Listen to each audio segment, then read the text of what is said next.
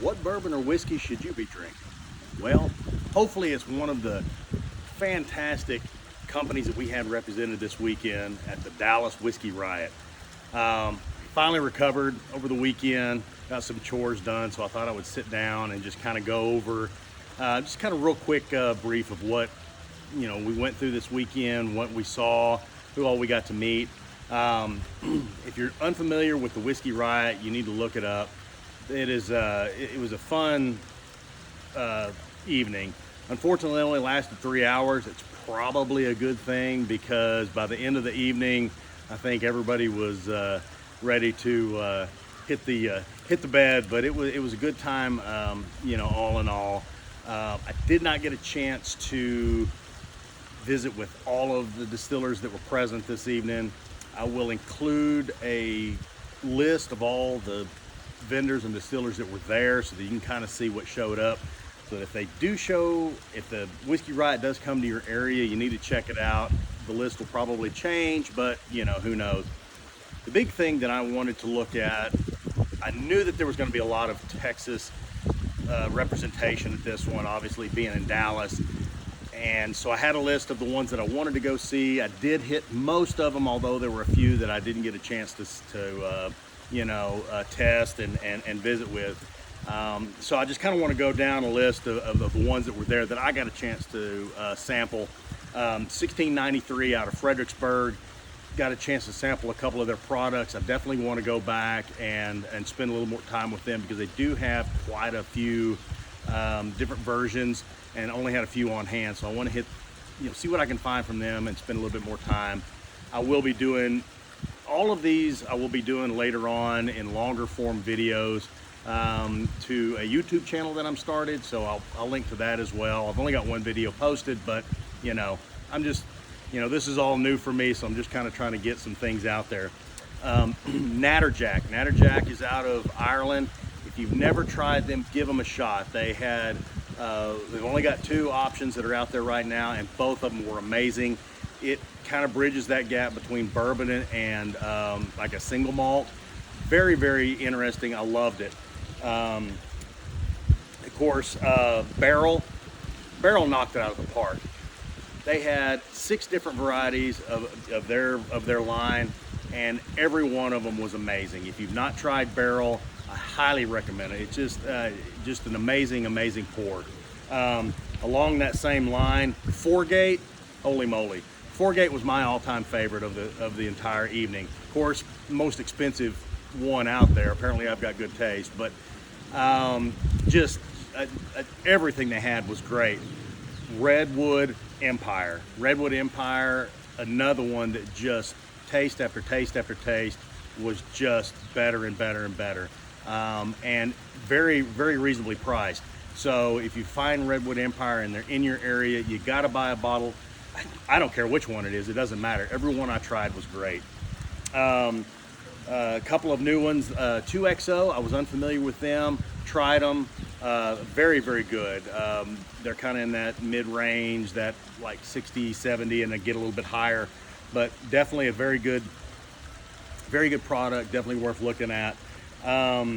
Let's see, Penelope. I only tried one of Penelope, and that was the Rio because that's the one that everybody's clamoring for. Although I liked it, it's an Amberana, it's good. I personally think that there's some better Amberanas out there, and Barrel has one of them. So if you've not had the Barrel Amberana, it is really good. So is the RD1. I didn't get a chance. I don't think RD1 was here. But I've got a bottle of it. But the Penelope is good. I'm not downplaying it. It's just really good. But I didn't get a chance to try a lot of their other stuff. So Doc Swinson was another one that was there. Castle and Key, and obviously the Texas ones. Those are the ones I wanted to hit. Iron Wolf, Iron Root, Garrison Brothers, fantastic. Balcones. Let's see, who was another one? Yellow Rose, which I've got a bottle here of, and Still Austin.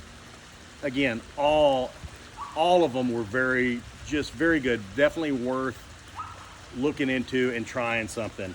So kind of hot takes over the evening. We have an amazing market going on right now. We have got so many new distillers that are coming out there and just cranking out products that really have a lot of flavor. They've got a lot of value. I don't know the history on all of these. I know I'm just seeing them in my area. Obviously, you know, Penelope and Still Austin are starting to show up and becoming very, very popular. And everything that I have tried is just really, really good. And aside from that, one of the other takes that I you know, kind of hit me was outside of Texas. Again, I've said it before in previous videos, there's a lot of kind of polarizing about the Texas bourbon market. And I think it's because people are constantly comparing what Texas does to, you know, Kentucky and Tennessee. And that's like saying, you know, seafood, for instance, you know, and you've got, you know, northeastern seafood, you've got the Cajun stuff. Yeah, it's all seafood, but it's completely different. Texas has, after tasting some of these things, the offerings that Garrison Brothers had, Balcones had, Yellow Rose, the Ironwood, the Iron Wolf, there was not a one of these that I would not go back and buy a bottle for me to take home. There were a couple of ones that I tried from other companies that they were good. I'm glad I tried it.